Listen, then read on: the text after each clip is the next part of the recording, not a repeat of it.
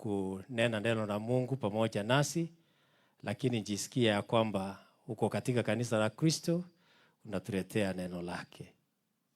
Sio ni sawa? Yeye mtampikia makofi. Asante sana. Sasa tutakuwa na nafasi ya kuimba ili tuweze kumkaribisha ili aweze kutuletea neno. Katika programu zetu ukurasa wa 9 page 9 ni ujumbe wa Bwana. Tutaongoza waimbaji watuongoze tukiwa katika hali ya kusimama.